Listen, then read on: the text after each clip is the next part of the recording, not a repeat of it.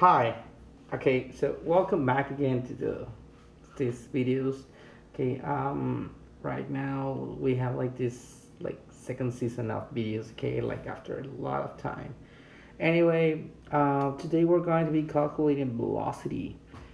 So we're going to go from this formula that we have, that is like velocity is equal to the displacement divided by the time interval. Okay, so we're only gonna have this problem right here that I'm taking from the book that I actually use for the class. Okay, it's a something like this. It says average velocity. The graph below describes the straight line motion of a student riding her skateboard along a smooth pedestrian free sidewalk. What is her average velocity and what is her average speed? Now in this case, as it is a uniform linear motion, it's gonna be the same thing here. Okay, so what do we have to do?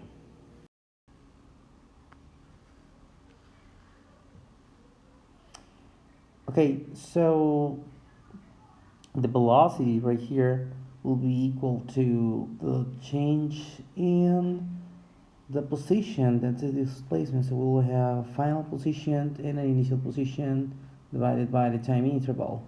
So from the graph we can obtain that the final position in this case is 12 and the initial position is 0 because the graph is starting from 0, is from the origin.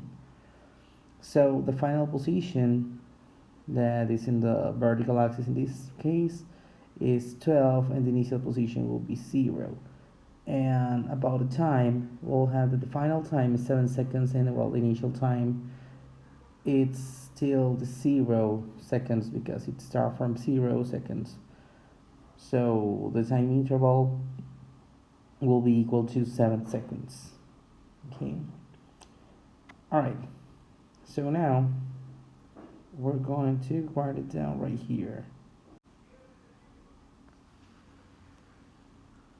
Okay, so we have it here. The velocity is equal to 12 meters minus the 0 meters because that's the initial position, divided by the time interval. I told you it was 7 seconds.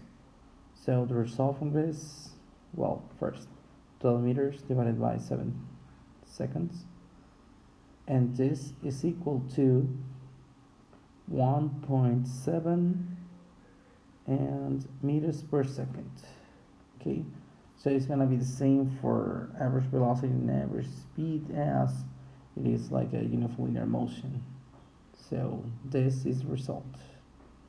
Okay, so thank you guys, and I'm trying to upload a new video like right now. Thank you.